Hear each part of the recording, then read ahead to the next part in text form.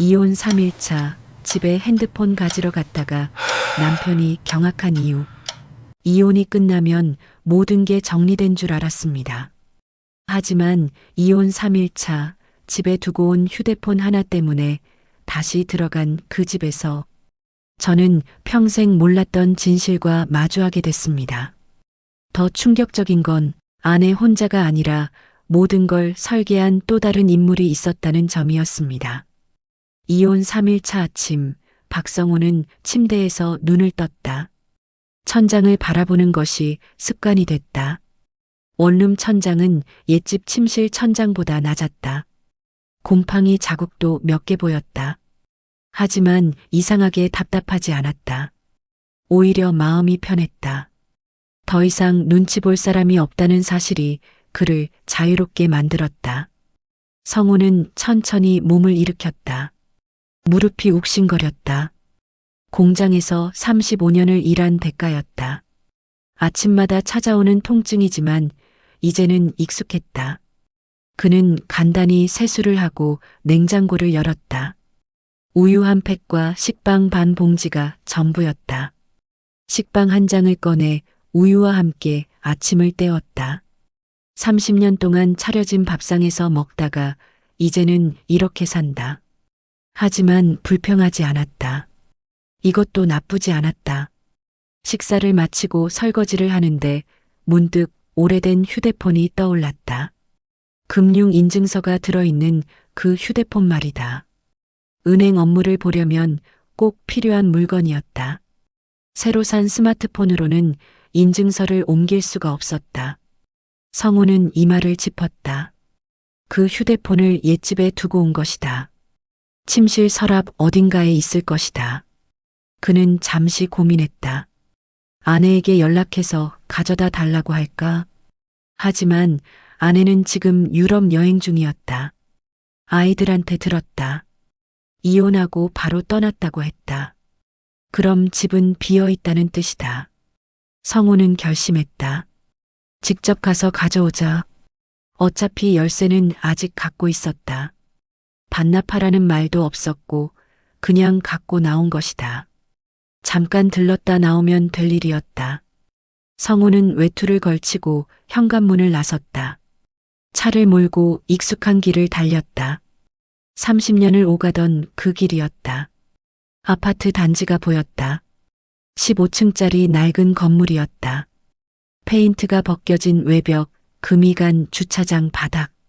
그래도 이곳이 한때는 그의 집이었다. 주차를 하고 엘리베이터를 탔다. 9층 버튼을 눌렀다. 엘리베이터 안은 텅 비어 있었다. 거울에 비친 자신의 얼굴을 보니 피곤해 보였다. 머리도 많이 휘었다.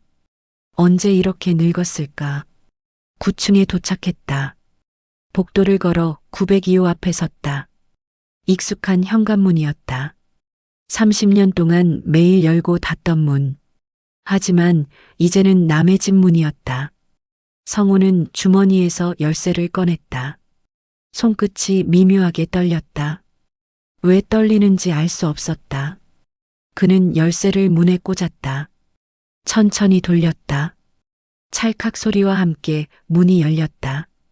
현관에 들어서는 순간 낯선 공기가 얼굴을 스쳤다. 성호는 신발을 벗으며 주변을 둘러봤다. 현관은 깨끗했다. 신발도 가지런히 정리돼 있었다. 아내다운 모습이었다. 그는 거실로 들어섰다. 거실은 여전히 익숙한 구조였다. TV, 소파, 식탁 모두 제자리에 있었다. 하지만 무언가 달랐다. 분위기가 달랐다. 성호는 천천히 걸으며 거실을 살폈다. 소파 옆에 뭔가 놓여 있는 게 보였다. 가까이 다가가자 고급스러운 여행 가방 3개가 가지런히 세워져 있었다. 검은색 하드 케이스 가방들이었다. 성호는 멈춰섰다. 저 가방들을 본 적이 없었다. 아내가 여행을 간다고 했을 때 그는 별 생각이 없었다. 그런데 저런 가방은 언제 산 거지? 가방 옆에는 명품 쇼핑백들도 여러 개 놓여 있었다. 루이비통, 샤넬, 에르메스. 로고가 선명했다. 성우는 눈을 깜빡였다. 이게 뭐지? 아내는 언제나 검소했다. 시장에서 싸게 파는 옷을 입었고 가방도 몇 년씩 썼다. 명품 같은 건 관심도 없다고 했다. 그런데 저건 뭐지? 성우는 쇼핑백에 다가가 안을 들여다봤다. 지갑, 스카프, 액세서리 모두 새 것이었다. 가격표도 붙어 있었다. 그는 가격표를 보고 숨이 막혔다. 지갑 하나에 200만 원, 스카프는 80만 원. 성우는 쇼핑백을 내려놨다. 손이 떨렸다. 이해할 수 없었다. 아내는 생활비가 부족하다고 했다. 아이들 학비에 생활비에 관리비까지 내면 남는 게 없다고 했다. 그래서 성우는 특근을 더 뛰었다. 야근 수당을 더 받았다. 그런데 이 물건들은 뭐지? 그는 거실을 천천히 둘러봤다. 눈에 띄는 게 또 있었다. TV 옆 장식장 위에 놓인 서류 봉투였다. 성우는 봉투를 집어들었다. 봉투 안에는 여행 일정표와 호텔 예약 확인서가 들어 있었다. 파리, 런던, 로마. 한 달 일정이었다. 호텔은 모두 5성급이었다. 성우는 종이를 내려다보며 멍하니 섰다. 이 여행 경비는 얼마나 들었을까? 최소 1,000만 원은 넘을 것이다. 아내는 어디서 그 돈을 구한 걸까? 성우는 봉투를 다시 제자리에 놓았다. 침실로 향했다. 복도를 지나 침실 문을 열었다. 침실도 깨끗했다. 침대는 정돈돼 있었고 서랍도 닫혀 있었다. 성우는 서랍으로 다가갔다. 오래된 휴대폰은 이 서랍 어딘가에 있을 것이다. 그는 서랍을 하나씩 열었다. 첫 번째 서랍에는 양말과 속옷이 들어 있었다. 두 번째 서랍에는 옷가지들이 접혀 있었다. 세 번째 서랍을 열자 휴대폰이 보였다. 검은색 케이스에 쌓인 낡은 스마트폰이었다. 성우는 휴대폰을 집어들었다. 찾았다. 그는 안도의 한숨을 내쉬었다. 이제 나가면 된다. 하지만 그 순간 옆 서랍이 반쯤 열려 있는 게 눈에 들어왔다. 서랍 안쪽에서 뭔가 보였다. 종이 뭉치 같은 것이었다. 성우는 호기심보다는 본능적으로 그 서랍을 열었다. 서랍 안에는 외화 봉투가 가지런히 쌓여 있었다. 달러, 유로, 엔화. 각각 비닐 봉투에 담긴 채로 차곡차곡 정리돼 있었다. 성우는 숨이 막혔다. 이게 뭐지? 그는 손을 뻗어 달러 봉투를 꺼냈다. 100달러짜리 지폐가 두툼하게 들어 있었다. 대충 세어봐도 50장은 넘었다. 5,000달러. 유로 봉투도 비슷했다. 엔화는 더 많았다. 성우는 봉투들을 내려놨다. 손이 떨렸다. 이 돈은 어디서 나온 거지? 아내는 외화 예금 같은 걸 한 적이 없었다. 적어도 그가 알기론 그랬다. 그는 다시 서랍을 뒤졌다. 외화 봉투 밑에서 또 다른 것이 나왔다. 통장 사본 여러 장이었다. 성우는 종이를 꺼내 펼쳤다. 은행 통장 사본이었다. 예금주는 정미연. 아내의 이름이었다. 성우는 잔액란을 봤다. 그 순간 그의 심장이 천천히 내려앉았다. 3억 2천만 원. 첫 번째 통장의 잔액이었다. 성우는 눈을 깜빡였다. 다시 봤다. 숫자는 변하지 않았다. 3억 2천만 원. 그는 두 번째 사본을 펼쳤다. 5억 7천만 원. 세 번째는 8억 1천만 원. 네 번째는 4억 5천만 원. 총 4개의 계좌였다. 합계를 계산하니 20억이 넘었다. 성우는 그 자리에 주저앉았다. 다리에 힘이 풀렸다. 통장 사본을 쥔 손이 떨렸다. 이게 대체 뭐지? 이 돈은 어디서 나온 거지? 아내가 모은 돈인가? 하지만 아내는 일을 하지 않았다. 결혼 초에 잠깐 일했지만 아이가 생긴 후로는 전업주부였다. 그럼 이 돈은 어디서 온 거지? 성우는 통장 사본을 다시 들여다봤다. 개설이를 확인했다.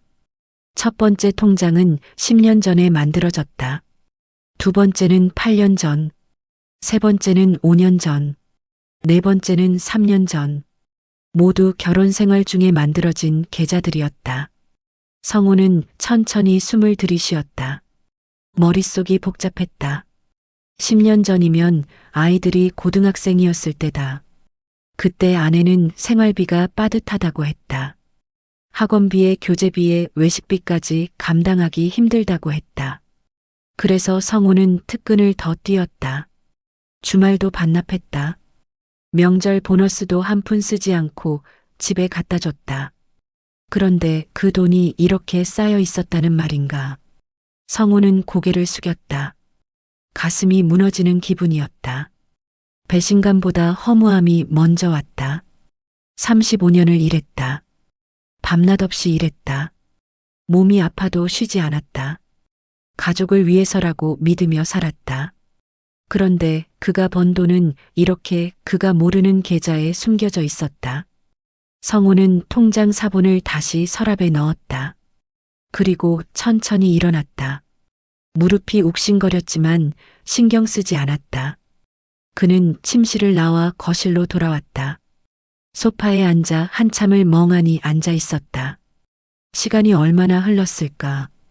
해가 기울고 있었다. 거실의 그림자가 길게 드리워졌다. 성우는 천천히 고개를 들었다. 그의 눈빛은 차가웠다. 분노는 가라앉았지만 결심은 단단해졌다. 이건 그냥 넘어갈 일이 아니다. 30년을 함께 산 사람이 자신을 이렇게 속였다. 재산을 숨기고 명품을 사고 호화 여행을 떠났다. 그동안 자신은 낡은 작업복을 입고 공장에서 기름 냄새를 맡으며 일했다. 성우는 일어섰다. 휴대폰을 주머니에 넣었다. 그리고 현관으로 향했다. 신발을 신으며 다시 한번 거실을 둘러봤다. 고급 가방들, 명품 쇼핑백들, 깨끗하게 정돈된 공간. 이 모든 것이 이제는 낯설게 느껴졌다. 성우는 문을 열고 나갔다. 문을 잠그는 순간 그의 표정은 차갑게 굳어 있었다. 차에 올라타 시동을 걸었다. 하지만 바로 출발하지 않았다. 그는 핸들을 쥔 채 생각에 잠겼다. 통장 사본. 20억이 넘는 돈. 아내는 이걸 어떻게 모은 걸까? 생활비로 준 돈을 조금씩 모은 걸까? 아니면 다른 방법이 있었을까? 성우는 고개를 저었다. 생활비만으로는 불가능하다. 아무리 아껴 써도 한 달에 몇십만 원이 고작이다. 10년 동안 모아봐야 1억도 안 된다. 그런데 20억이라니. 성우는 문득 아내의 말이 떠올랐다. 재테크 공부 좀 하고 있어. 몇 년 전 아내가 그런 말을 한 적이 있었다. 성우는 대수롭지 않게 넘겼다. 부동산이나 주식 같은 걸 공부하는구나 싶었다. 하지만 그게 이렇게까지 큰 돈으로 이어질 줄은 몰랐다. 그는 다시 생각했다. 재테크 공부. 그럼 누군가 가르쳐준 사람이 있다는 뜻이다. 혼자서는 불가능하다. 성우는 결심했다. 다시 집에 들어가야 한다. 더 찾아봐야 한다. 단서가 있을 것이다. 그는 차에서 내려 다시 아파트로 향했다. 엘리베이터를 타고 9층에 올라갔다. 902호 문을 다시 열었다. 이번에는 더 꼼꼼히 살펴볼 생각이었다. 성우는 침실로 곧장 갔다. 서랍을 하나씩 다시 열었다. 옷 밑을 뒤졌고 상자 안을 확인했다. 그러다 옷장 구석에서 낡은 가방 하나를 발견했다. 검은색 크로스백이었다.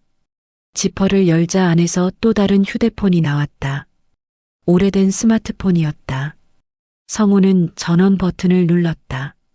배터리는 방전돼 있었다. 그는 충전기를 찾아 연결했다. 몇 분 뒤 화면이 켜졌다. 잠금 화면이 나타났다. 비밀번호를 입력해야 했다. 성우는 몇 가지를 시도해봤다. 아내 생일, 결혼기념일, 아이들 생일. 세 번째 시도에서 화면이 열렸다. 아내 생일이었다.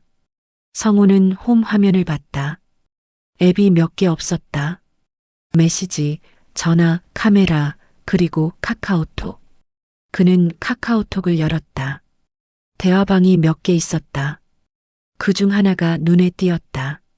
수진 언니라는 이름이었다. 성우는 대화방을 열었다. 대화 내용을 읽는 순간 성우의 얼굴이 굳었다. 첫 메시지는 3년 전이었다. 언니, 요즘 재테크 공부하고 있어요. 그래. 뭐 배우는데? 주식이랑 펀드요. 근데 잘 모르겠어요. 내가 도와줄게. 만나자. 그 다음 메시지는 며칠 뒤였다. 언니 덕분에 많이 배웠어요. 감사해요. 별 말씀을. 그나저나 남편한테는 말 안 했지? 네, 안 했어요. 말하면 반대할 것 같아서요. 잘했어. 남자들은 돈 이야기만 나오면 예민해져. 성우는 스크롤을 내렸다. 대화는 계속 이어졌다. 언니, 근데 통장을 남편 몰래 만들 수 있나요? 당연하지. 본인 명의로 만들면 돼. 그럼 남편이 모르겠네요? 응. 절대 모를 거야. 걱정 마. 성우의 손이 떨렸다. 계속 읽었다. 언니, 돈을 어떻게 모으면 좋을까요? 생활비 중에서 조금씩 빼돌려. 남편은 숫자 잘 모르잖아. 그게 가능할까요? 가능해. 매달 몇십만 원씩만 빼도 1년이면 수백만 원이야. 와, 정말요? 응. 그리고 나한테 맡기면 내가 불려줄게. 성우는 휴대폰을 쥔 손에 힘이 들어갔다. 화면이 흔들렸다. 그는 숨을 깊게 들이쉬며 계속 읽었다. 언니, 이번 달에 200만 원 모았어요. 잘했어. 나한테 보내. 네, 보낼게요. 받았어.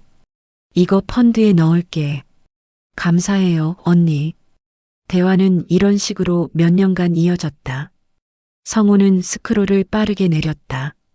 메시지는 수백 개였다. 그리고 1년 전쯤의 대화에서 멈췄다. 언니, 남편이랑 이혼하려고요. 진짜? 왜? 더 이상 못 살겠어요. 맨날 일만 하고 집에 오면 말도 없고. 그럼 이혼해.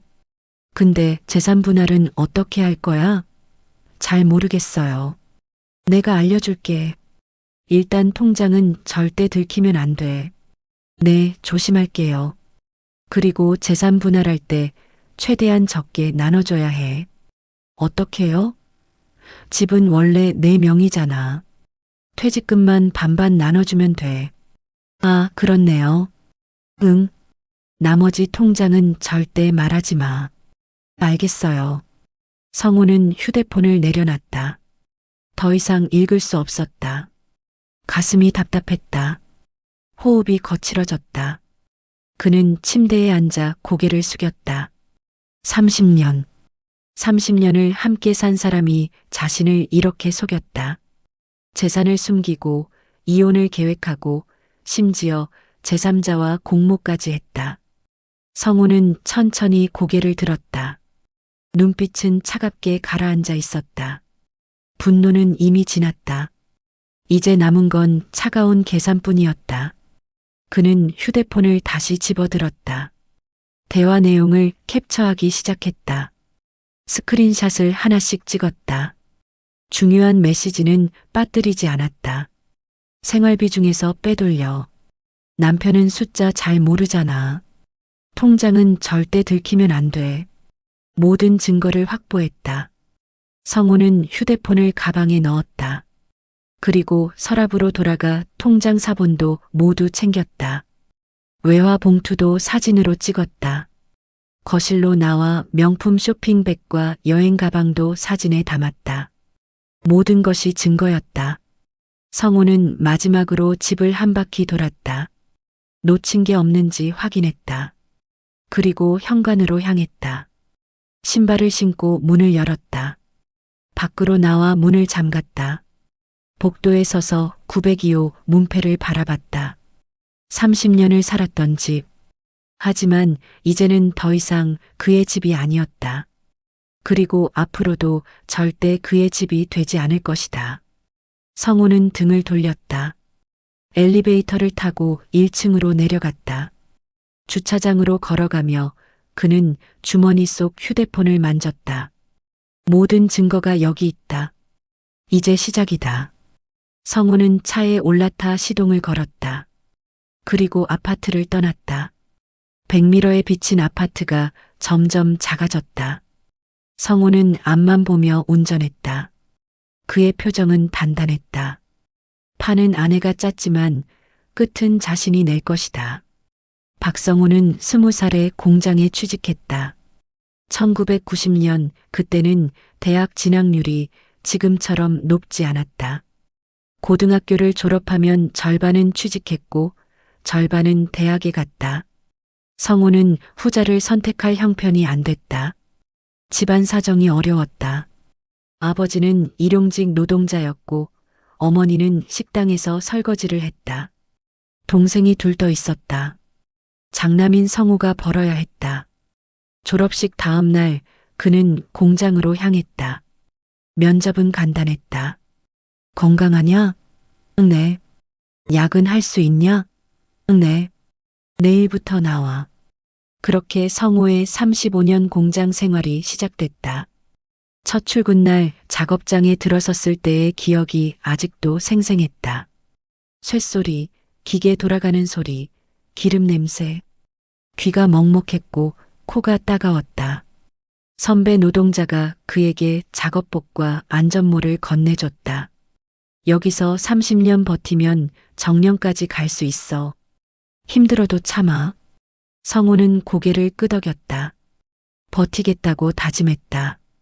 처음 맡은 일은 단순 조립이었다. 부품을 받아서 끼우고 다음 라인으로 넘기는 일. 하루 종일 서서 같은 동작을 반복했다. 허리가 아팠고 다리가 저렸다. 손에는 물집이 잡혔다. 하지만 불평하지 않았다. 월급날이 되면 봉투를 받았다. 45만 원. 그중 30만 원은 집에 갖다 드렸다. 나머지 15만 원으로 한 달을 버텼다. 밥값, 교통비, 담배값. 그게 전부였다. 저축 같은 건 꿈도 못 꿨다. 하지만 불만은 없었다. 일할 수 있다는 것만으로도 감사했다. 1년이 지나고 2년이 지나자 성우는 작업장에서 인정받기 시작했다. 성실했고 불평하지 않았고 야근을 마다하지 않았다. 반장이 그를 불렀다. 성우야, 너 기계 다루는 법 배워볼래? 네, 배우고 싶습니다. 그렇게 성우는 기계 조작을 배우기 시작했다. 선반, 밀링, 프레스. 복잡한 기계들이었지만 성우는 금방 익혔다. 손재주가 있었다. 몇 달 뒤 그는 정식 기능공이 됐다. 월급도 올랐다. 65만 원. 성우는 기뻤다. 집에 더 많이 보낼 수 있었다. 어머니가 전화로 말했다. 우리 아들 덕분에 산다. 그 말이 성우를 지탱하는 힘이었다. 그는 더 열심히 일했다.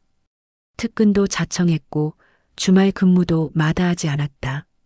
20대는 그렇게 공장에서 보냈다. 친구들은 주말마다 놀러 다녔지만 성우는 작업장에 있었다. 연애도 할 시간이 없었다. 아니, 할 여유가 없었다. 데이트 비용도 부담스러웠고 무엇보다 자신이 여자에게 줄 수 있는 게 없다고 생각했다. 25이 되던 해 어머니가 중매를 주선했다. 이제 장가갈 나이야. 좋은 여자 하나 소개받았어. 성우는 거절하지 못했다. 어머니가 간절히 바라는 일이었다. 그렇게 만난 사람이 정미연이었다. 첫 만남은 동네 찻집이었다. 미연은 조용한 인상이었다. 화려하지 않았고 수수한 옷차림이었다. 말수도 많지 않았다. 성우는 그게 마음에 들었다. 자신도 말이 없는 사람이었으니까. 직업이 어떻게 되세요? 미연이 물었다. 공장 다니고 있습니다. 아, 그러세요. 미연은 더 묻지 않았다.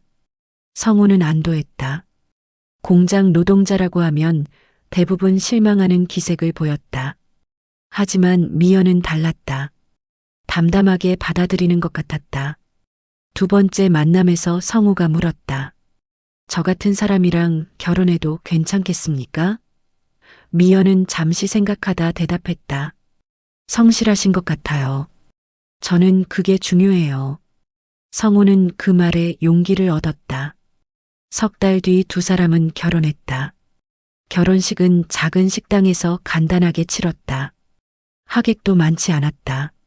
신혼집은 단칸방이었다. 보증금 500만 원에 월세 30만 원. 성우가 몇 년간 모은 돈을 모두 쏟아부었다. 집에는 가구도 별로 없었다. 중고로 산 장롱 하나, 작은 식탁, 낡은 TV가 전부였다. 하지만 성우는 행복했다.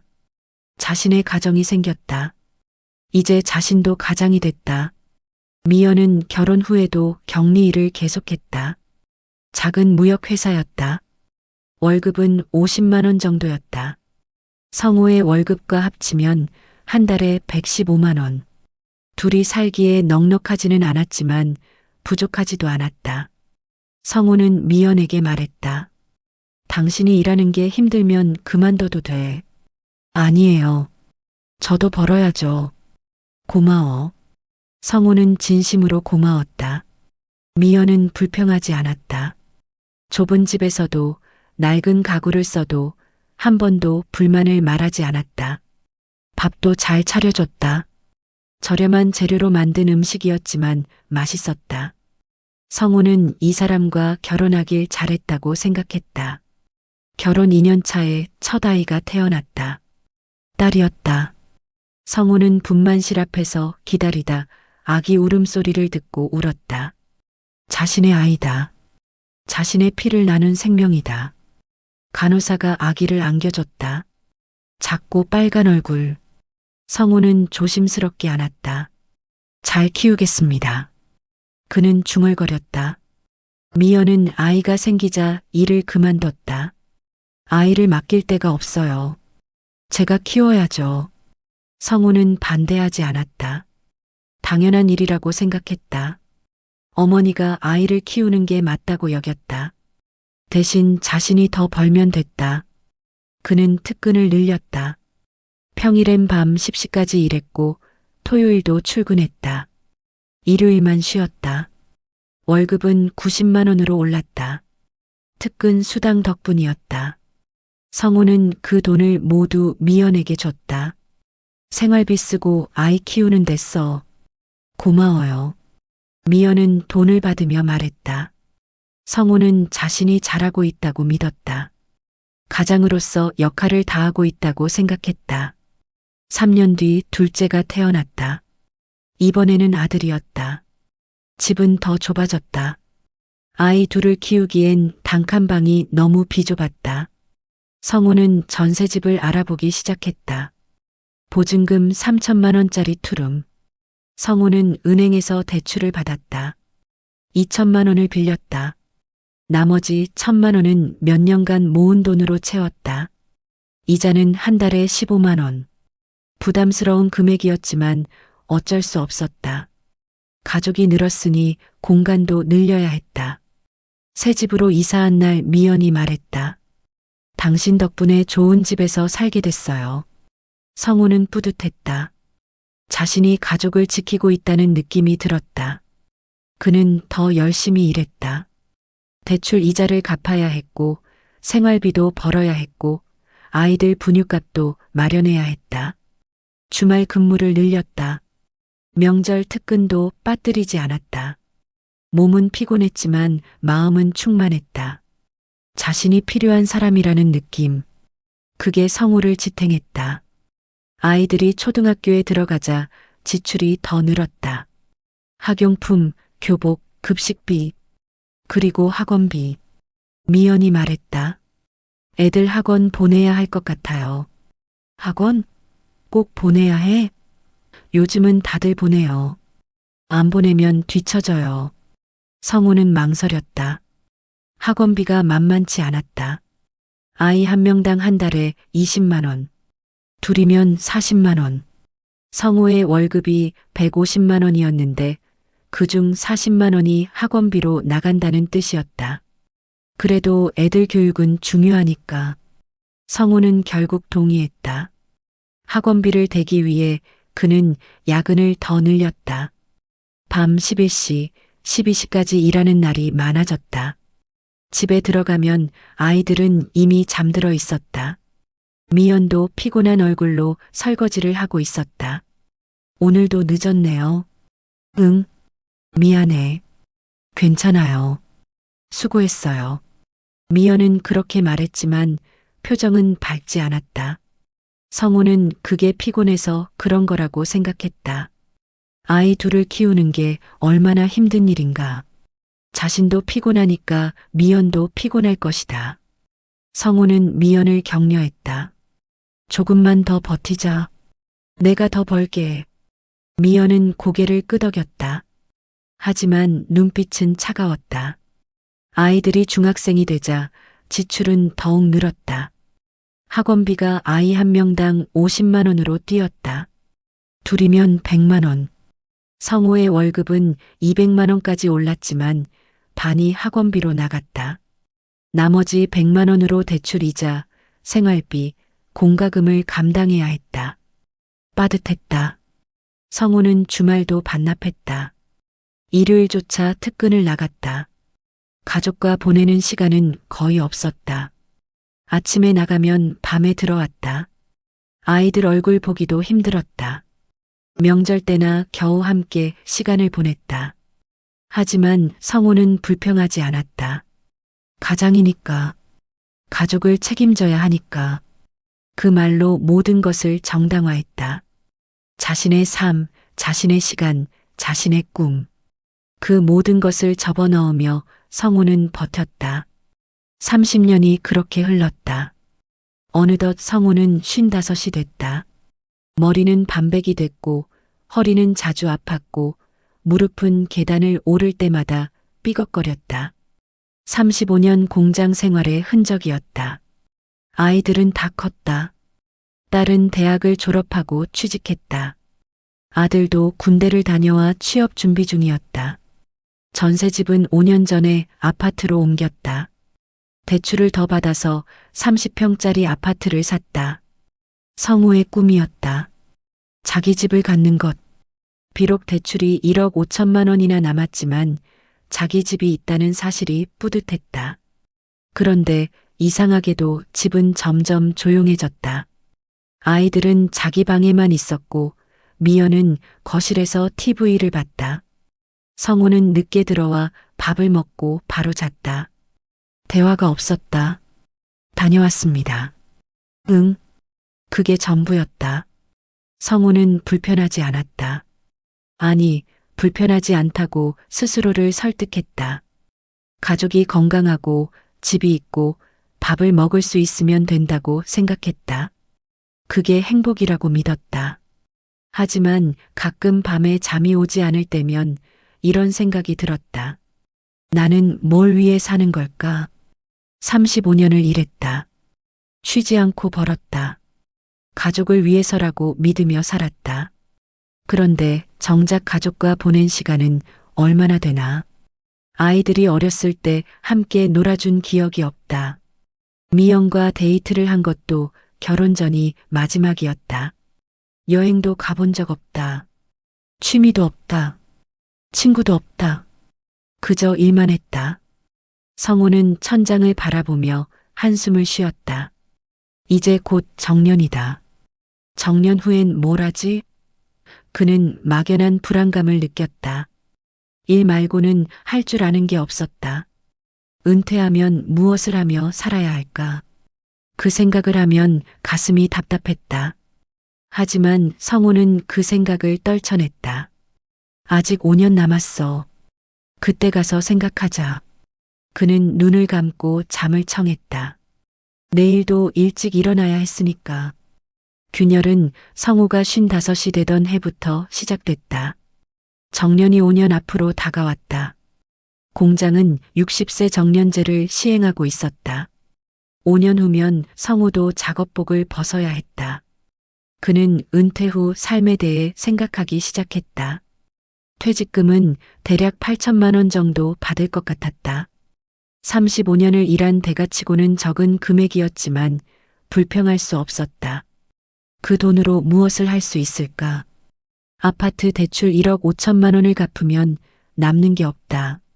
아니, 오히려 7천만 원이 부족하다. 성우는 답답했다. 35년을 일했는데 빚만 남았다. 노후 자금은 커녕 당장 대출 이자도 걱정이었다. 어느 날 저녁 성우는 조심스럽게 미연에게 말을 꺼냈다. 여보, 우리 은퇴 후에 대해 얘기 좀 할까? 미연은 TV를 보고 있었다. 고개도 돌리지 않고 대답했다. 무슨 얘기? 내가 5년 후면 정년이잖아. 그 후에 어떻게 살지 계획을 세워야 할 것 같아서. 그게 지금 중요해? 중요하지. 미리 준비해야 하잖아. 미연은 짜증스럽게 리모컨을 내려놨다. 당신 정년 후 얘기는 당신이 알아서 하면 되잖아요. 왜 나한테 물어봐요? 성우는 당황했다. 우리 둘의 노후잖아. 같이 얘기해야지. 난 별로 얘기할 게 없어요. 그냥 지금처럼 살면 되죠. 지금처럼? 내가 일을 안 하면 수입이 없는데. 그럼 다른 일 하면 되잖아요. 경비든 뭐든. 성우는 말문이 막혔다. 경비. 60이 넘어서 경비를 서라는 말인가. 35년을 공장에서 일한 사람에게 할 말이 그거였나? 여보, 나도 좀 쉬고 싶어. 평생 일만 했잖아. 그게 당신 선택이었잖아요. 미연의 목소리는 차갑했다. 내가 일하라고 한 적 없어요. 당신이 알아서 한 거잖아요. 성우는 가슴이 철렁했다. 가족을 위해서 일한 거잖아. 당신과 애들을 위해서. 그동안 당신이 벌어온 걸로 살았잖아요. 그걸로 충분해요. 그 말은 칼처럼 꽂혔다. 성우는 더 이상 말하지 못했다. 미연은 다시 TV를 켰다. 대화는 거기서 끝났다. 성우는 자리에서 일어나 침실로 들어갔다. 침대에 누워 천장을 바라봤다. 가슴이 답답했다. 35년을 일했다. 가족을 위해 모든 것을 바쳤다. 그런데 돌아온 건 그걸로 충분해요라는 말 한마디였다. 성우는 눈을 감았다. 잠이 오지 않았다. 그 후로 성우는 몇 번 더 노후 이야기를 꺼냈다. 작은 전원주택을 알아봤다. 시골에 가서 조용히 살고 싶었다. 텃밭도 가꾸고 책도 읽고 여행도 다니고 싶었다. 브로슈어를 가져와 미연에게 보여줬다. 여보, 이런데 어때? 경기도 외곽인데 집값도 괜찮아. 미연은 흘끗 보고는 고개를 저었다. 싫어요. 왜? 난 서울 떠날 생각 없어요. 여기서 살 거예요. 그래도 한번 보기라도 하자. 필요 없어요. 나는 안 갈 거니까. 성우는 브로슈어를 접었다. 또 거절당했다. 다음에는 여행 이야기를 꺼냈다. 은퇴하면 우리 제주도라도 한번 가자. 평생 여행 한번 제대로 못 가봤잖아. 제주도요? 뭐하러요? 구경도 하고 쉬기도 하고. 전 관심 없어요. 당신 혼자 가세요. 성우는 더 이상 말하지 않았다. 무슨 말을 해도 소용없었다. 미연은 그의 제안을 모두 거절했다. 아니, 거절을 넘어 짜증을 냈다. 성우가 노후 이야기만 꺼내면 표정이 굳었고 대화는 곧 다툼으로 변했다. 어느 날 성우는 용기를 내서 물었다. 여보, 우리 요즘 사이가 안 좋은 것 같아. 미연은 설거지를 하고 있었다. 갑자기 무슨 소리예요? 아니, 요즘 대화도 별로 없고 같이 있어도 어색하고. 그게 문제예요? 문제지. 우리 부부잖아. 미연은 설거지를 멈추고 성우를 돌아봤다. 그럼 어떻게 하길 바라는데요? 좀 더 대화하고 같이 시간도 보내고. 당신은 맨날 늦게 들어오잖아요. 언제 대화해요? 그건 성우는 말을 잇지 못했다.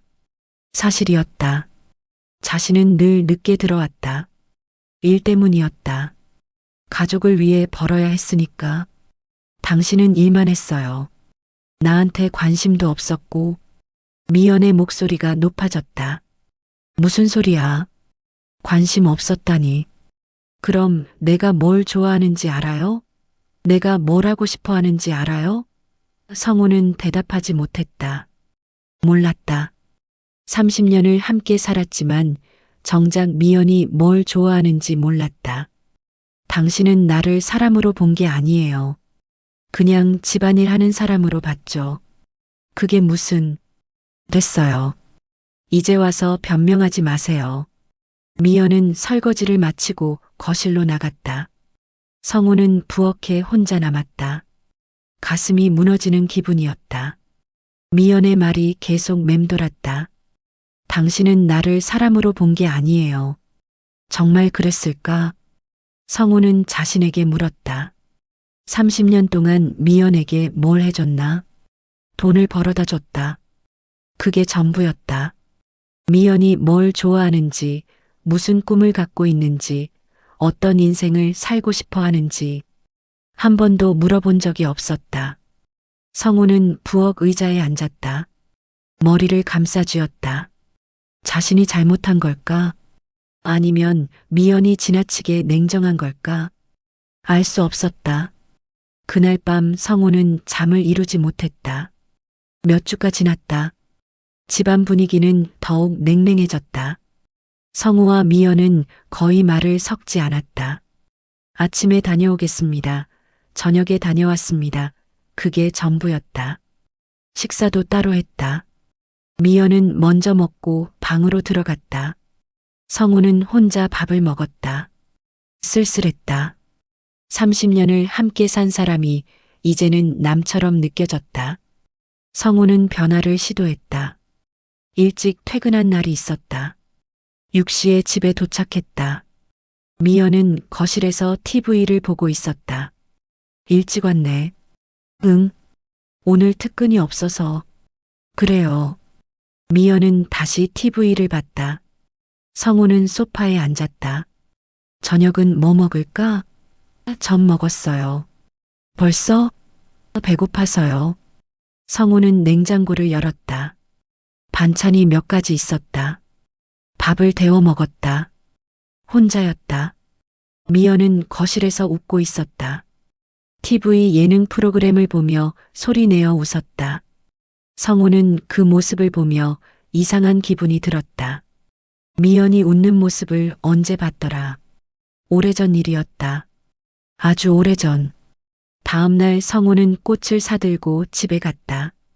장미 한 다발. 결혼기념일도 아니었고 특별한 날도 아니었다. 그냥 미연에게 주고 싶었다. 현관문을 열고 들어서며 말했다. 여보, 나왔어. 미연이 거실에서 나왔다. 성우는 꽃을 내밀었다. 이거. 미연은 꽃을 보고 표정이 굳었다. 이게 뭐예요? 꽃이야. 당신 주려고. 갑자기 왜? 그냥 주고 싶어서. 미연은 꽃을 받지 않았다. 이상하게 왜 이래요? 무슨 꿍꿍이에요? 꿍꿍이는 무슨. 그냥 선물이야. 필요 없어요. 가져가세요. 미연은 방으로 들어가 버렸다. 성우는 꽃을 들고 현관에 멍하니 섰다. 가슴이 텅 빈 것 같았다. 그는 꽃을 식탁 위에 놓았다. 꽃병도 없었다. 물컵에 꽂았다. 장미는 어색하게 서 있었다. 성우는 소파에 앉아 그 꽃을 바라봤다. 무엇이 잘못된 걸까? 30년 전으로 돌아간다면 뭘 다르게 했을까? 알 수 없었다. 시간은 흘렀다. 성우는 56이 됐다. 정년이 4년 앞으로 다가왔다. 집안 분위기는 더 이상 나아지지 않았다. 성우와 미연은 같은 집에 살았지만 남처럼 지냈다. 대화도 없었고 함께하는 시간도 없었다. 성우는 점점 지쳐갔다. 일도 힘들었고 집에 가도 편하지 않았다. 어디에도 쉴 곳이 없었다. 그러던 어느 날 저녁 미연이 먼저 말을 꺼냈다. 성우는 저녁을 먹고 있었다. 미연이 거실에서 나와 식탁 앞에 섰다. 얘기 좀 해요. 성우는 수저를 내려놨다. 무슨 얘기? 미연은 잠시 망설이다 입을 열었다. 우리 이혼하는 게 어때요? 성우는 미연을 빤히 쳐다봤다. 농담인 줄 알았다. 하지만 미연의 눈은 진지했다. 이혼? 네. 갑자기 왜 그런 소리를 해? 갑자기가 아니에요. 오래 생각했어요. 성우는 숨이 막혔다. 왜? 내가 뭘 잘못했어? 잘못한 건 없어요. 근데 더 이상 이렇게 사는 게 의미가 없어요. 의미가 없다니. 당신도 알잖아요. 우리 요즘 어떻게 지내는지. 말도 안 하고 같이 있어도 불편하고. 성우는 부정할 수 없었다. 사실이었다. 그래도 이혼까지는. 당신도 힘들잖아요. 나도 힘들어요. 계속 이러는 것보다 차라리 끝내는 게 나아요. 애들은 다 컸어요. 이제 우리 걱정 안 해도 돼요. 미연의 목소리는 담담했다. 감정이 없었다. 마치 사무적인 업무를 처리하는 것 같았다. 성우는 할 말을 잃었다. 생각해봐요. 서둘러 대답 안 해도 돼요. 미연은 그렇게 말하고 방으로 들어갔다. 성우는 식탁에 혼자 남았다. 밥그릇은 반쯤 남아 있었다. 식은 밥을 바라보며 성우는 멍하니 앉아 있었다. 이혼. 그 단어가 머릿속을 맴돌았다. 30년 결혼 생활이 끝난다는 뜻이었다. 성우는 숟가락을 들었다. 밥을 한 숟가락 떠서 입에 넣었다. 씹었다. 삼켰다. 아무 맛도 나지 않았다. 그는 수저를 내려놨다. 더 이상 먹을 수 없었다. 밥그릇을 싱크대에 버렸다. 설거지는 하지 않았다. 침실로 갔다. 침대에 누웠다. 천장을 바라봤다. 이혼. 그 단어가 계속 울렸다. 성우는 눈을 감았다. 잠은 오지 않았다. 새벽까지 뒤척였다. 다음 날 일찍 출근했다. 집에 있기가 싫었다. 며칠이 지났다. 성우는 미연의 제안에 대해 생각했다. 이혼. 정말로 해야 하나? 30년을 함께 산 사람과 헤어져야 하나? 하지만 솔직히 말하면 성우도 지쳐 있었다. 집에 가는 게 두려웠다. 미연과 마주치는 게 불편했다. 대화도 없고 웃음도 없고 온기도 없는 집. 그게 정말 가정이라고 할 수 있을까? 성우는 인정할 수밖에 없었다. 이미 둘 사이는 끝나 있었다. 법적으로만 부부였을 뿐 실질적으로는 남이었다. 그렇다면 이혼이 맞는 선택일 수도 있었다. 일주일 뒤 성우는 미연에게 말했다. 이혼하자. 미연은 고개를 끄덕였다. 알겠어요. 서류 준비할게요. 그녀의 대답은 너무 빨랐다. 마치 이미 준비하고 있었던 것처럼. 성우는 이상한 느낌이 들었지만 더 묻지 않았다. 이미 끝난 일이었으니까. 며칠 뒤 미연은 이혼 서류를 내밀었다. 이미 작성된 서류였다. 성우는 서류를 받아 읽었다. 재산 분할 항목이 적혀 있었다. 아파트는 미연 명의.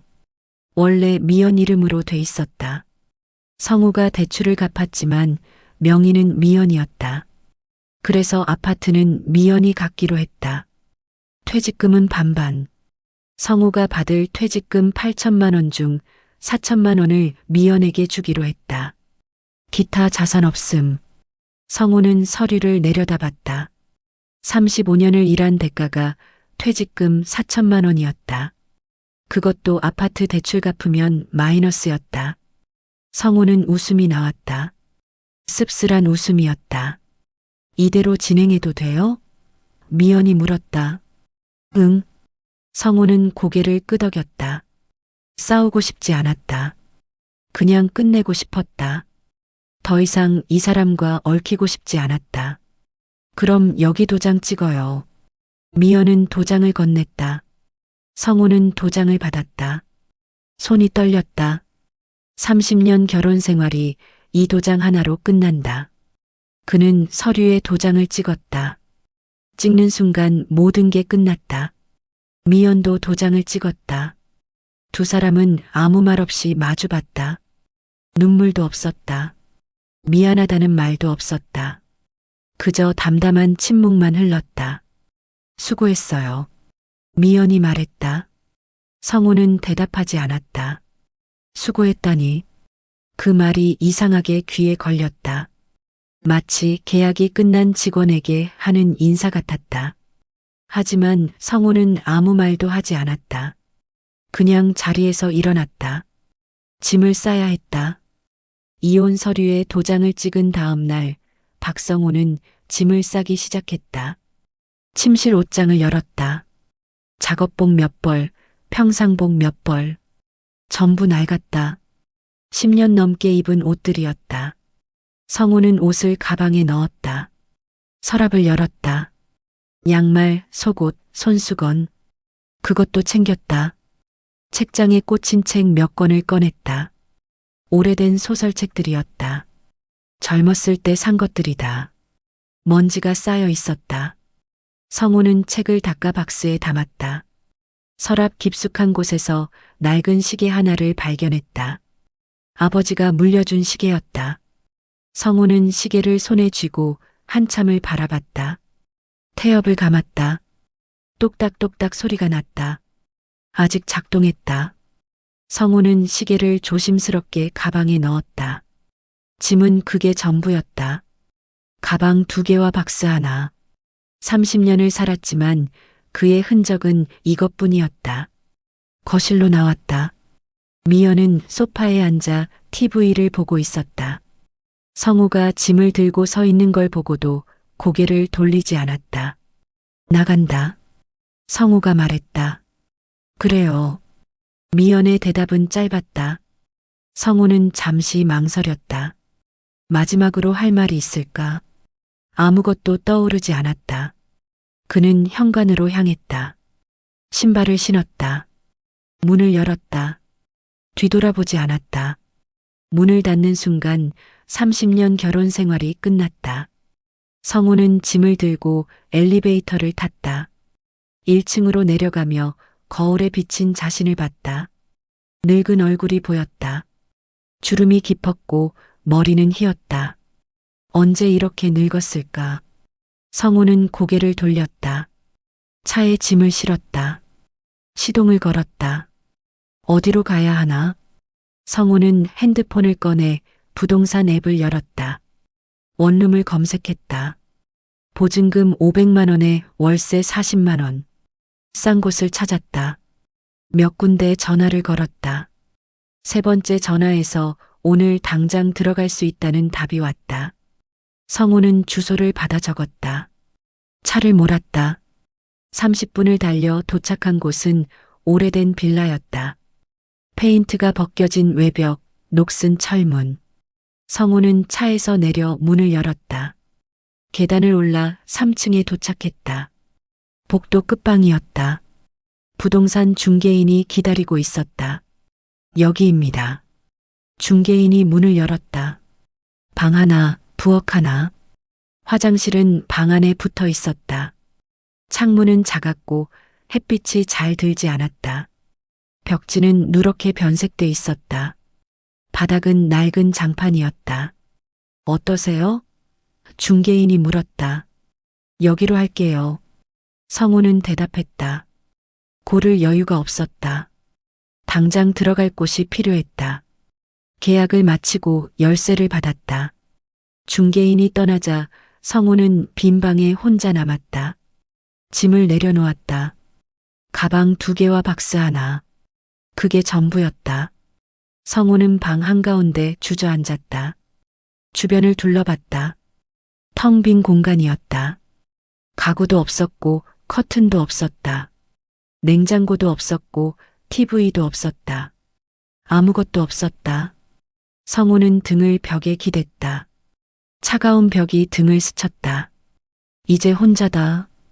더 이상 책임질 사람도 없고 눈치 볼 사람도 없다. 자유로워졌다. 하지만 왜 이렇게 허전할까? 성우는 무릎을 끌어안았다. 한참을 그렇게 앉아 있었다. 해가 기울었다. 방 안이 어두워졌다. 성우는 일어나 전등을 켰다. 형광등이 깜빡이며 켜졌다. 차가운 빛이 방을 채웠다. 배가 고팠다. 성우는 밖으로 나갔다. 근처 편의점에서 컵라면과 삼각김밥을 샀다. 빌라로 돌아와 라면을 끓였다. 부엌에는 가스레인지만 있었다. 냄비도 없어서 라면을 컵째로 끓였다. 물이 끓자 성우는 라면을 꺼내 방바닥에 앉아 먹었다. 뜨거웠지만 맛은 없었다. 삼각김밥도 먹었다. 목이 메었다. 물을 마셨다. 수돗물이었다. 차가웠다. 성우는 식사를 마치고 쓰레기를 정리했다. 그리고 다시 방바닥에 앉았다. 할 일이 없었다. TV도 없고 책도 읽기 싫었다. 성우는 그냥 앉아 창밖을 바라봤다. 작은 창문으로 보이는 건 맞은편 빌라 벽뿐이었다. 아무것도 보이지 않았다. 밤이 됐다. 성우는 가방에서 옷을 꺼내 바닥에 깔았다. 침구가 없었다. 내일 사야겠다고 생각했다. 옷을 베개 삼아 누웠다. 바닥이 딱딱했다. 허리가 아팠다. 형광등을 끄니 방이 깜깜해졌다. 창밖에서 희미한 불빛만 새어 들어왔다. 성우는 눈을 감았다. 잠이 오지 않았다. 머릿속이 복잡했다. 30년 결혼 생활이 끝났다. 이제 혼자다. 앞으로 어떻게 살아야 하나. 퇴직금 4천만 원. 그것도 아직 받지 못했다. 정년까지 4년 남았다. 그때까지는 월급으로 살 수 있다. 하지만 그 후는? 성우는 한숨을 쉬었다. 생각하기 싫었다. 일단 자야 한다. 내일도 일해야 하니까. 성우는 눈을 감고 억지로 잠을 청했다. 한참 뒤에야 얕은 잠이 들었다. 다음 날 아침 일찍 눈을 떴다. 몸이 뻐근했다. 바닥에서 자서 그런 것 같았다. 성우는 일어나 세수를 했다. 거울을 봤다. 피곤한 얼굴이었다. 수염이 덥수룩했다. 면도를 해야 하는데 면도기가 없었다. 그냥 나가기로 했다. 옷을 갈아입고 출근 준비를 했다. 문을 나서는데 복도에서 이웃을 마주쳤다. 중년 여자였다. 새로 이사 오셨어요? 여자가 물었다. 네. 혼자 사세요? 네. 아, 그러시구나. 조용히 지내주세요. 네, 그럴게요. 성우는 고개를 숙이고 지나쳤다. 계단을 내려가며 씁쓸한 기분이 들었다. 혼자 산다는 말을 하니 뭔가 초라해 보이는 것 같았다. 공장에 도착했다. 작업복으로 갈아입고 작업장으로 들어갔다. 기계 소리가 귀를 찼다. 익숙한 소음이었다. 성우는 자리에 앉아 일을 시작했다. 부품을 받아 조립하고 다음 라인으로 넘겼다. 같은 동작을 수백 번 반복했다. 점심시간이 됐다. 구내식당에서 밥을 먹었다. 혼자 먹었다. 동료들은 무리지어 앉아 떠들었지만 성우는 끼지 않았다. 예전에도 그랬다. 친한 동료가 없었다. 30년을 일했지만 친구는 만들지 못했다. 항상 혼자였다. 밥을 빨리 먹고 밖으로 나왔다. 공장 뒤편 벤치에 앉았다. 담배를 피웠다. 연기를 내뿜으며 하늘을 봤다. 하늘은 흐렸다. 비가 올 것 같았다. 박 선배님. 누군가 불렀다. 돌아보니 후배 직원이었다. 김민수라는 젊은 사원이었다. 뭐야? 담배 한 대 얻어도 될까요? 그래. 성우는 담배를 건넸다. 민수가 불을 붙이고 옆에 앉았다. 선배님 요즘 안 좋아 보이세요. 그래. 네. 무슨 일 있으세요? 아니, 별일 없어. 그래도 얼굴이 그냥 피곤해서 그래. 성우는 말을 끊었다. 민수는 더 묻지 않았다. 둘은 말없이 담배를 피웠다. 민수가 먼저 일어났다. 들어가 보겠습니다. 그래. 성우는 혼자 남았다. 담배를 끝까지 피우고 공장으로 돌아갔다. 오후 작업이 시작됐다. 같은 동작을 반복했다. 시간이 천천히 흘렀다. 퇴근 시간이 됐다. 성우는 작업복을 벗고 갈아입었다. 차를 몰고 빌라로 돌아왔다. 빈 방에 들어섰다. 텅 비어 있었다. 성우는 가방을 내려놓고 바닥에 앉았다. 피곤했다. 하지만 쉴 곳이 마땅치 않았다. 침대도 없고 소파도 없었다. 그냥 바닥에 앉아 있었다. 배가 고팠다. 편의점에 가서 또 컵라면을 샀다. 삼각김밥도 샀다. 빌라로 돌아와 라면을 끓였다. 먹었다. 역시 맛이 없었다. 하지만 어쩔 수 없었다. 제대로 된 식사를 하려면 식당에 가야 하는데 귀찮았다. 그냥 간단하게 때우는 게 나았다. 설거지할 것도 없었다. 컵라면 용기를 버리면 끝이었다. 성우는 쓰레기를 정리하고 다시 바닥에 앉았다. 핸드폰을 꺼냈다.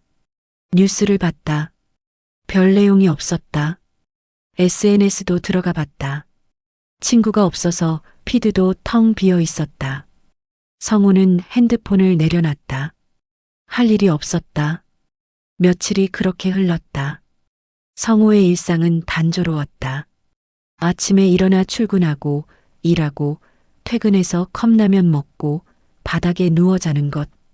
그게 전부였다. 주말에는 침구를 사러 갔다. 싼 이불과 베개를 샀다. 냄비도 샀고 식기도 몇 개 샀다. 최소한만 샀다. 돈을 아껴야 했으니까. 빌라로 돌아와 이불을 폈다. 그날 밤부터는 바닥이 아니라 이불 위에서 잤다. 조금 나아졌다. 하지만 여전히 허전했다. 혼자 자는 것이 익숙하지 않았다. 30년 동안 옆에 누군가 있었다. 이제는 혼자였다. 넓게 느껴져야 할 텐데 오히려 쓸쓸했다. 일주일이 지났다. 성우는 아이들에게 연락을 받았다. 딸이 전화를 걸었다. 아빠 어떻게 지내세요? 응, 잘 지내. 정말요? 괜찮으세요? 괜찮아. 걱정 마. 엄마랑 이혼했다고 들었어요. 응. 왜 그렇게 됐어요? 그냥 둘 다 지쳤어. 아빠가 힘드셨겠어요. 괜찮아. 너희는 신경 쓰지 마. 아빠 혼자 사시는 거 맞죠? 응. 밥은 잘 드세요? 먹고 있어. 제대로 드셔야 해요. 알았어. 딸의 목소리는 걱정스러웠다. 성우는 괜찮다고 거듭 말했다. 전화를 끊은 후 성우는 한참을 앉아 있었다. 아이들에게 걱정을 끼쳤다. 미안한 마음이 들었다. 하지만 어쩔 수 없었다. 이미 선택한 길이었다. 며칠 뒤 아들도 전화를 걸었다. 아빠, 응? 괜찮으세요? 괜찮아. 누나한테 들었어요. 엄마랑 이혼했다고. 그래. 저희는 괜찮아요. 아빠가 편한 선택하신 거면 지지해요. 고맙다. 근데 아빠, 혼자 사는 거 외롭지 않으세요? 성우는 잠시 말을 잇지 못했다. 외로운가? 그렇다. 외롭다. 괜찮아.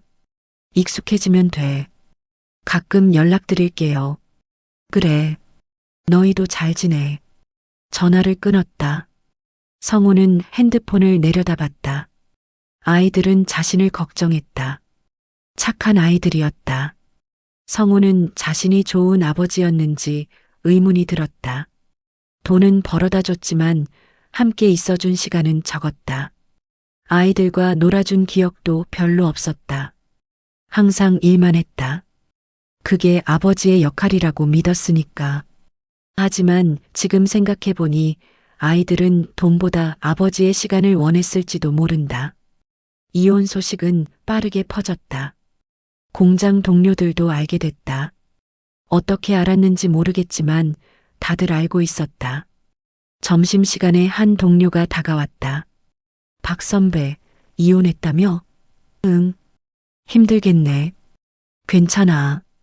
혼자 살기 불편하지? 아직은 괜찮아. 적응되면 편할 거야. 나도 혼자 살아봐서 아는데. 동료는 위로했지만 성우는 별로 위로가 되지 않았다. 그냥 고개만 끄덕였다. 동료는 자리를 떠났다. 성우는 혼자 남아 밥을 먹었다. 주변 사람들이 힐끔힐끔 쳐다보는 게 느껴졌다. 이혼한 사람을 보는 시선이었다. 동정과 호기심이 섞인 시선. 성우는 불편했다. 빨리 밥을 먹고 자리를 떠났다. 2주가 지났다. 성우는 원룸 생활에 조금씩 익숙해졌다. 아침에 일어나 간단히 씻고 편의점에서 산 빵으로 아침을 때우고 출근했다. 퇴근 후에는 가끔 식당에서 밥을 먹었다. 혼밥이 익숙해졌다. 주말에는 빨래를 하고 청소를 했다. 혼자 하니 금방 끝났다. 남은 시간에는 TV를 봤다. 중고로 작은 TV를 샀다. 15만 원짜리였다. 화질은 별로였지만 소리라도 있으니 나았다. 혼자 있을 때 너무 조용하면 답답했다. TV를 켜놓으면 그나마 나았다. 성우는 소파에 앉아 TV를 봤다. 중고 소파도 샀다. 10만 원짜리. 낡았지만 앉을만 했다. 방에 가구가 하나둘 생기니 조금 나아졌다. 그래도 여전히 허전했다. 어느 날 성우는 문득 아내가 궁금해졌다. 미연은 어떻게 지내고 있을까? 혼자 사는 게 외롭지 않을까? 아니, 그녀는 외롭지 않을 것이다. 오히려 자유로워했을 것이다. 성우는 핸드폰을 꺼내 미연의 번호를 받다. 전화를 걸까 말까 고민했다. 하지만 결국 걸지 않았다. 이미 끝난 관계였다. 연락할 이유가 없었다. 성우는 핸드폰을 내려놨다. 그날 밤 잠이 오지 않았다. 천장을 바라보며 여러 생각이 들었다. 35년을 일했다. 가족을 위해 모든 걸 바쳤다. 그런데 남은 건 뭐지? 퇴직금 4천만 원. 그리고 텅 빈 원룸. 이게 전부였다. 성우는 눈을 감았다. 후회가 밀려왔다. 다르게 살 수 있었을까? 하지만 이미 늦었다. 시간은 되돌릴 수 없었다. 3주가 지났을 무렵 성우는 아이들에게 연락을 받았다. 아빠, 엄마가 여행 갔대요. 딸이 말했다. 여행? 네. 유럽 여행. 한 달 정도 간대요. 성우는 잠시 말이 없었다. 이혼하고 바로 여행을? 언제 떠나는데? 이미 떠났어요. 어제 출발했대요. 그래. 엄마가 말했어요. 이제 나를 위해 살 거래요. 성우는 아무 말도 하지 못했다. 나를 위해 산다. 그 말이 귓가에 맴돌았다. 그럼 지금까지는 뭐였을까? 30년은 뭐였을까? 아빠? 응. 알았어. 엄마 잘 다녀오라고 해. 네. 전화를 끊었다. 성우는 핸드폰을 쥐고 한참을 앉아 있었다. 유럽 여행. 한 달. 그 경비는 얼마나 들까? 1,000만 원은 넘을 것이다. 미연은 어디서 그 돈을 구한 걸까? 이혼하면서 퇴직금 4천만 원을 받았다. 그걸로 간 건가? 성우는 의문이 들었다. 하지만 깊이 생각하지 않았다. 이미 끝난 인연이었으니까. 며칠 뒤 아들이 사진을 보내왔다. 미연이 파리에서 찍은 사진이었다. 에펠탑 앞에서 환하게 웃고 있었다. 새 옷을 입고 선글라스를 끼고 명품 가방을 들고 있었다. 성우는 사진을 오래 들여다봤다. 저 사람이 정말 30년을 함께 산 아내가 맞나? 자신과 살 때는 한 번도 저렇게 웃지 않았다. 항상 무표정이었고 말도 없었고 불만만 가득했다. 그런데 지금은 저렇게 행복해 보인다. 성우는 핸드폰을 내려놨다. 마음 한편이 불편했다. 배신감 같은 게 느껴졌다. 하지만 어쩔 수 없었다. 이미 끝난 일이었다. 성우는 소파에 누워 천장을 바라봤다. 그날 밤도 잠이 오지 않았다. 이혼 후 매일 밤이 그랬다. 잠들기까지 오랜 시간이 걸렸다. 한 달이 지났다. 성우는 이혼 생활에 완전히 적응했다. 혼자 사는 게 이제는 자연스러웠다. 외로움도 익숙해졌다. 매일 같은 일상이 반복됐다. 출근, 일, 퇴근, 혼밥, TV 시청, 취침. 변화가 없었다. 그래도 괜찮았다. 더 이상 눈치 볼 사람도 없고 책임질 사람도 없었다. 자유로웠다. 하지만 그 자유가 행복을 가져다 주지는 않았다. 오히려 공허함만 더해졌다. 성우는 가끔 생각했다. 이게 내가 원한 삶인가? 답은 알 수 없었다. 그냥 하루하루를 버텼다. 그게 전부였다. 그러던 어느 날 성우는 문득 오래된 휴대폰이 떠올랐다. 금융인증서가 들어있는 휴대폰. 옛집에 두고 온 것 같았다. 성우는 그 휴대폰이 필요했다. 은행 업무를 봐야 했으니까. 그는 차를 몰고 옛집으로 향했다. 30년을 살았던 그 집. 이제는 남의 집이 된 곳. 성우는 열쇠를 돌렸다. 문이 열렸다. 그 순간부터 모든 게 달라졌다. 옛집에서 발견한 통장 사본과 외화 봉투, 그리고 명품 가방들. 성우는 그날 밤 원룸으로 돌아와 한숨도 자지 못했다. 머릿속이 복잡했다. 20억이 넘는 돈. 그 돈은 어디서 나온 걸까? 자신이 번 돈이 틀림없었다. 35년 동안 밤낮 없이 일해서 벌어다 준 돈. 생활비로, 학원비로, 아이들 교육비로 준 그 돈이 결국 미연의 비밀 계좌에 쌓여 있었다. 성우는 이불을 걷어차고 일어났다. 책상 위에 놓인 서류 봉투를 꺼냈다. 옛집에서 가져온 통장 사본들이었다. 하나씩 펼쳐서 다시 확인했다. 개설일, 입금 내역, 잔액. 모든 것이 명확했다. 이건 우연이 아니다. 계획적으로 숨긴 것이다. 성우는 노트북을 켰다. 인터넷으로 재산 은닉에 대해 검색했다. 이혼 시 재산 분할 과정에서 한쪽 배우자가 재산을 고의로 숨기는 것은 명백한 불법이었다. 사기 혐의까지 적용될 수 있다고 나와 있었다. 성우는 계속 검색했다. 변호사 상담 후기, 재산 분할 소송 사례, 승소 판례. 모든 것을 읽었다. 새벽 4시가 넘어서야 성우는 노트북을 닫았다. 결심이 섰다. 이대로 넘어갈 수 없다. 35년의 노동이 이렇게 끝날 수는 없다. 그는 다시 옛집으로 가야 했다. 더 많은 증거를 찾아야 했다. 성우는 알람을 맞춰놓고 눈을 감았다. 2시간 정도 얕은 잠을 잤다. 아침이 밝았다. 성우는 공장에 전화를 걸어 병가를 냈다. 35년 만에 처음으로 거짓말을 했다. 몸이 안 좋아서 오늘 쉬겠습니다. 반장은 흔쾌히 허락했다. 성우는 씻고 옷을 갈아입었다. 옛집으로 향했다. 오전 10시 아파트에 도착했다. 엘리베이터를 타고 9층으로 올라갔다. 902호 앞에 섰다. 열쇠를 꺼내 문을 열었다. 거실은 어제와 똑같았다. 명품 가방들, 쇼핑백들. 성우는 곧장 침실로 향했다. 이번에는 더 꼼꼼히 뒤질 생각이었다.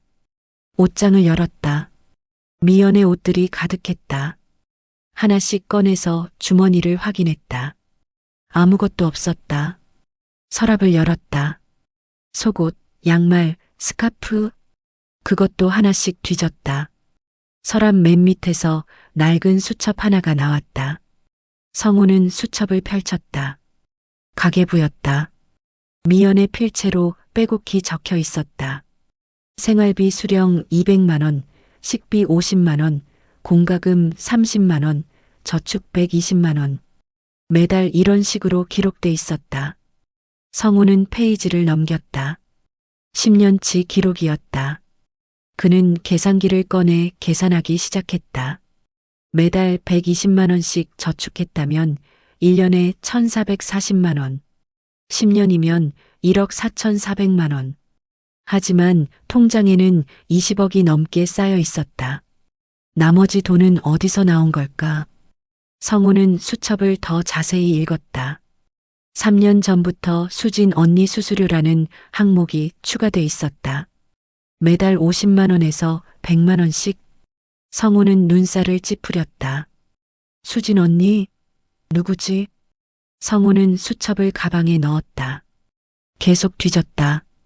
옷장 깊숙한 곳에서 검은색 크로스백을 발견했다. 어제 못 봤던 가방이었다. 지퍼를 열었다. 안에서 또 다른 휴대폰이 나왔다. 오래된 스마트폰이었다. 성우는 전원 버튼을 눌렀다. 배터리가 방전돼 있었다. 침대 옆 서랍에서 충전기를 찾았다. 휴대폰을 충전했다. 몇 분 뒤 화면이 켜졌다. 잠금 화면이었다. 비밀번호가 필요했다. 성우는 몇 가지를 시도했다. 미연의 생일 815. 틀렸다. 결혼기념일 523. 틀렸다. 딸 생일 1204. 화면이 열렸다. 성우는 홈 화면을 봤다. 앱이 많지 않았다. 카카오톡이 보였다. 그는 카카오톡을 열었다. 대화방 목록이 나왔다. 수진 언니라는 이름이 있었다. 성우는 심장이 빨리 뛰는 걸 느꼈다. 대화방을 열었다. 메시지가 수백 개였다. 스크롤을 맨 위로 올렸다. 첫 메시지는 3년 전이었다. 언니, 재테크 좀 배우고 싶어요. 그래, 내가 도와줄게. 만나자. 성우는 계속 읽었다. 언니, 오늘 만나서 많이 배웠어요. 감사해요. 별 말씀을. 그나저나 남편한테는 말 안 했지? 네, 안 했어요. 말하면 반대할 것 같아서요. 잘했어. 남자들은 돈 이야기만 나오면 예민해져. 성우는 숨이 막혔다. 계속 읽었다. 언니, 통장을 남편 몰래 만들 수 있나요? 당연하지. 본인 명의로 만들면 돼. 은행 가서 그냥 만들면 돼. 그럼 남편이 모르겠네요? 응. 절대 모를 거야. 걱정 마. 성우는 손이 떨렸다. 핸드폰을 쥔 손에 힘이 들어갔다. 계속 스크롤을 내렸다. 언니, 돈을 어떻게 모으면 좋을까요? 생활비 중에서 조금씩 빼돌려. 남편은 숫자 잘 모르잖아. 성우는 그 문장에서 멈췄다. 남편은 숫자 잘 모르잖아. 그렇다. 자신은 숫자에 약했다. 통장 정리도 미연에게 맡겼고 재정 관리도 모두 미연이 했다. 자신은 그저 돈을 벌어다 주기만 했다. 성우는 눈을 감았다. 가슴이 무너졌다. 계속 읽었다. 그게 가능할까요? 가능해. 매달 몇십만 원씩만 빼도 1년이면 수백만 원이야. 10년이면 수천만 원이고. 와, 정말이요? 응. 그리고 나한테 맡기면 내가 불려줄게. 주식이랑 펀드로 투자하면 금방 불어나. 감사해요, 언니. 성우는 다음 대화를 읽었다. 언니, 이번 달에 200만 원 모았어요. 잘했어. 나한테 보내. 네, 보낼게요. 받았어. 이거 펀드에 넣을게. 수익률 좋은 데로 골라줄게. 감사해요, 언니. 이런 대화가 몇 년간 계속됐다. 성우는 스크롤을 빠르게 내렸다. 금액이 점점 커졌다. 200만 원, 300만 원, 500만 원. 그리고 1년 전쯤의 대화. 언니, 남편이랑 이혼하려고요. 성우는 그 메시지에서 멈췄다. 심장이 쿵쿵 뛰었다. 진짜? 왜? 더 이상 못 살겠어요. 맨날 일만 하고 집에 오면 말도 없고, 대화도 안 통하고, 그럼 이혼해. 근데 재산 분할은 어떻게 할 거야? 잘 모르겠어요. 어떻게 해야 해요? 내가 알려줄게. 일단 통장은 절대 들키면 안 돼. 절대로. 네, 조심할게요. 그리고 재산 분할할 때 최대한 적게 나눠줘야 해. 집은 원래 4명이니까 문제 없고 퇴직금만 반반 나눠주면 돼. 아, 그렇네요. 집은 제 이름이에요. 응. 나머지 통장은 절대 말하지 마. 남편이 모르는 계좌니까 재산 분할 대상이 아니야. 그게 가능해요? 당연하지. 법적으로 신고 안 된 재산은 분할 안 해도 돼. 성우는 휴대폰을 꽉 쥐었다. 거짓말이었다. 인터넷으로 찾아본 결과 숨긴 재산도 분할 대상이었다. 이 장수진이라는 사람은 미연에게 거짓 정보를 준 것이다. 아니, 공모한 것이다. 성우는 계속 읽었다. 언니 고마워요. 언니 덕분에 용기 낼 수 있었어요. 별 말씀을. 우리 이제 자유롭게 살자. 네. 이혼하고 나면 여행 가고 싶어요. 그래, 가자. 유럽 여행 어때? 좋아요. 근데 돈이 많이 들 것 같은데. 괜찮아. 내 통장에 돈 많잖아. 실컷 써. 그래도 될까요? 당연하지. 내가 모은 돈이야. 맘껏 써. 성우는 더 이상 읽을 수 없었다. 휴대폰을 내려놨다. 손이 떨렸다. 온몸에 힘이 빠졌다. 침대에 주저앉았다. 머리를 감싸쥐었다. 배신감이 밀려왔다. 35년. 35년을 일했다. 가족을 위해서라고 믿으며 모든 것을 바쳤다. 그런데 아내는 그 돈을 몰래 빼돌렸다. 제3자와 공모해서 재산을 숨겼다. 그리고 이혼까지 계획했다. 성우는 천천히 고개를 들었다. 눈빛은 차갑게 가라앉아 있었다. 분노는 지났다. 이제 남은 건 차가운 결심뿐이었다. 그는 휴대폰을 다시 집어들었다. 카카오톡 대화 내용을 캡처하기 시작했다. 중요한 메시지를 하나도 빠뜨리지 않았다. 생활비 중에서 빼돌려. 남편은 숫자 잘 모르잖아.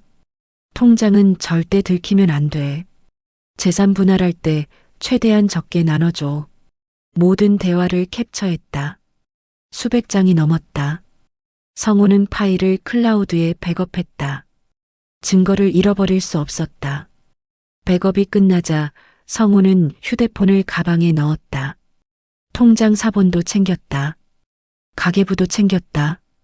거실로 나와 명품 가방과 쇼핑백도 사진으로 찍었다. 여행 일정표도 찍었다. 모든 것이 증거였다. 집을 나서며 성우는 한 번도 뒤돌아보지 않았다. 차에 올라타 시동을 걸었다. 어디로 가야 하나? 변호사 사무실. 성우는 핸드폰으로 검색했다. 이혼 전문 변호사. 평점이 높은 곳을 찾았다. 전화를 걸었다. 여보세요. 상담 받고 싶은데요. 어떤 사건이신가요? 이혼 재산 분할 관련입니다. 오늘 오후 3시에 시간 되세요? 네, 가겠습니다. 주소를 받아 적었다. 성우는 차를 몰았다. 변호사 사무실은 강남에 있었다. 1시간을 달려 도착했다. 빌딩 8층이었다. 엘리베이터를 타고 올라갔다. 문을 열고 들어서니 깔끔한 사무실이었다. 젊은 여성 변호사가 맞이했다. 박성호 씨 맞으시죠? 네. 앉으세요. 성우는 의자에 앉았다. 변호사는 책상 건너편에 앉아 노트북을 켰다. 어떤 일로 오셨는지 말씀해 주세요. 성우는 천천히 설명하기 시작했다. 35년 결혼 생활, 이혼, 그리고 발견한 숨겨진 재산. 변호사는 진지하게 들었다. 성우는 가방에서 증거 자료를 꺼냈다. 통장 사본, 휴대폰, 가계부 사진들 모두 책상 위에 펼쳤다. 변호사는 자료를 하나씩 검토했다. 통장 사본을 보며 눈썹을 치켜 올렸다. 20억이 넘네요. 네. 휴대폰을 켜서 카카오톡 대화를 확인했다. 한참을 읽더니 고개를 끄덕였다. 이건 명백한 재산 은닉이에요. 그리고 이 장수진이란 사람은 무등록 금융자문 혐의도 있어요. 고소할 수 있나요? 당연하죠. 재산분할 재심 청구와 사기 공모 혐의 모두 가능합니다. 변호사는 계속 설명했다. 일단 재산분할 재심부터 청구해야 해요. 이혼 시 재산분할은 공정하게 이루어져야 하는데 한쪽이 재산을 고의로 숨긴 경우 재심이 가능합니다. 그리고 이 장수진 씨와의 대화 내용을 보면 사기 공모로도 갈 수 있어요. 어떻게 진행하면 되나요? 일단 내용 증명을 보내야 해요. 배우자와 장수진 씨 모두에게요.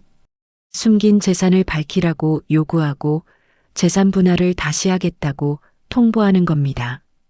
동시에 장수진 씨는 금융감독원에 신고할 수 있어요. 무등록으로 금융자문을 하고 수수료를 받았으니까요. 시간이 얼마나 걸리나요? 빠르면 3개월, 길면 6개월 정도 예상됩니다. 진행해 주세요. 성우는 단호하게 말했다. 변호사는 고개를 끄덕였다. 알겠습니다. 착수금은 500만 원입니다. 지금 드릴게요. 성우는 카드를 꺼냈다. 결제를 마쳤다. 변호사는 서류를 준비하기 시작했다. 일주일 안에 내용 증명 발송할게요. 그 전에 추가로 필요한 자료 있으면 연락드리겠습니다. 네. 성우는 사무실을 나섰다. 엘리베이터를 타고 1층으로 내려왔다. 빌딩 밖으로 나오니 햇살이 눈부셨다. 성우는 하늘을 올려다봤다.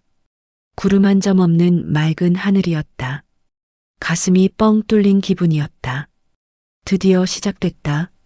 35년의 억울함을 풀어낼 시간이 왔다. 성우는 차에 올라탔다. 원룸으로 돌아가는 길에 편의점에 들렀다. 맥주 한 캔을 샀다. 오랜만이었다.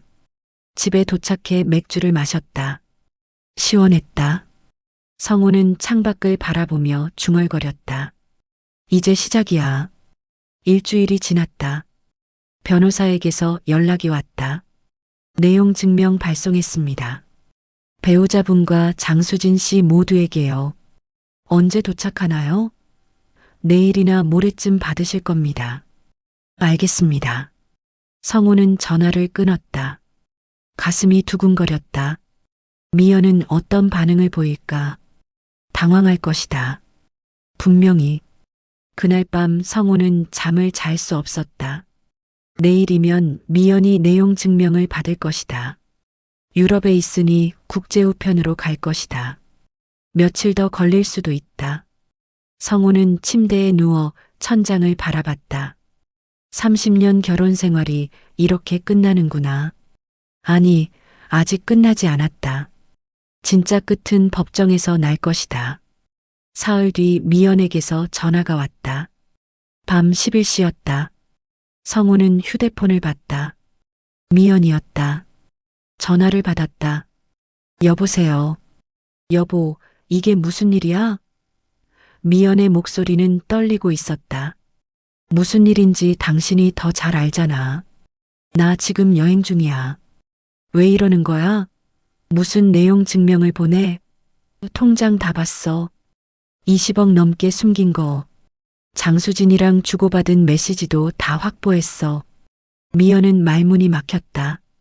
한참 침묵이 흘렀다. 어떻게든 알아냈어. 변호사도 선임했고. 여보, 잠깐만. 얘기 좀 하자. 오해야. 오해? 카카오톡 대화 내용이 오해야? 생활비 빼돌린 게 오해야? 그건 당신 지금 바로 들어와. 안 그러면 법정에서 보자. 성우는 전화를 끊었다. 손이 떨렸다. 하지만 후회는 없었다. 해야 할 일을 한 것뿐이었다. 다음 날 변호사에게서 또 연락이 왔다. 장수진 씨 쪽에서 연락 왔어요. 뭐래요? 합의하고 싶다고 하네요. 돈 돌려주겠대요.